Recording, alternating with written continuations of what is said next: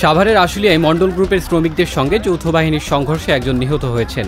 নিহতের নাম কাউসার হোসাইন খান। তিনি আশুলিয়ার জিরাবো এলাকার ম্যাঙ্গোটেক্স লিমিটেড কারখানায় কাজ করতেন। সোমবার বেলা 11:30টার দিকে টঙ্গী আশুলিয়া ইপিজেড সড়কের জিরাবো এলাকায় মন্ডল গ্রুপের কারখানার সামনে এই ঘটনা ঘটে। সংঘর্ষে পোশাক শ্রমিক এবং যৌথ বাহিনীর সদস্য সহ অন্তত 30 জন আহত হয়েছেন।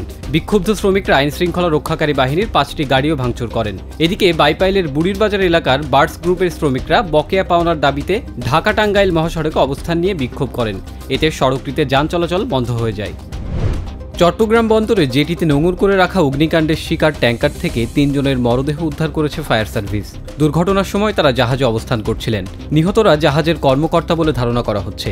সোমবার বেলা 11টার দিকে চট্টগ্রাম বন্দরে জ্বালানি তেল খালাসের জেটিতে নোঙর করে রাখা এমটি বাংলার জ্যোতি ট্যাঙ্কারে বিস্ফোরণের পর আগুন ধরে যায়। বেলা 2:30টার দিকে আগুন নিয়ন্ত্রণে আসে। এদিকে গাজীপুরের শ্রীপুরে রাজাবাড়ি এলাকায় এলপি গ্যাসের ট্যাঙ্কার মেরামতের সময় আগুন লাগে। এতে অন্তঃসত্ত্বা নারীসহ 3 জন দগ্ধ হন। সরকারি চাকরিতে প্রবেশের বয়স 35 বছর করার দাবিতে আন্দোলনকারীদের সঙ্গে পুলিশের সংঘর্ষ হয়েছে। সোমবার দুপুরে প্রধান উপদেষ্টার বাসভবন যমুনার সামনে এই ঘটনা ঘটে।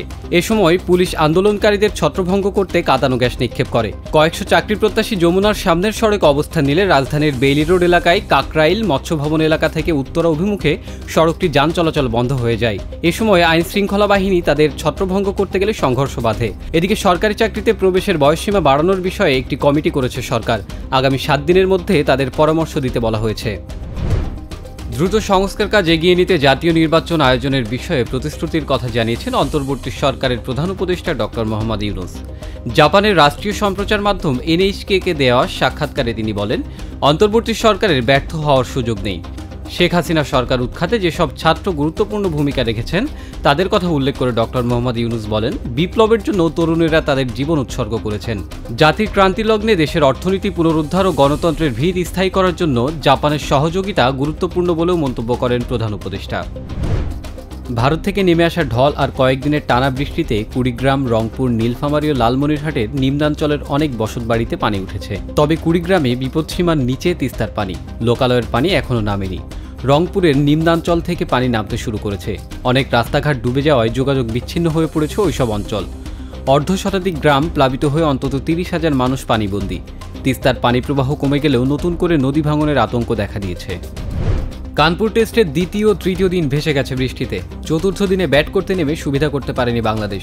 সব উইকেট হারিয়ে তুলেছে 233 রান। প্রথম ইনিংসে উজ্জ্বল ছিলেন একমাত্র মমিনুল হক। নিজের ক্যারিয়ারে 13তম টেস্ট সেঞ্চুরি তুলে নেন তিনি 172 বলে। শেষ পর্যন্ত অপরাজিত ছিলেন 107 রানে। ভারত তাদের প্রথম ইনিংসের সূচনা করে আক্রমণাত্মকভাবে।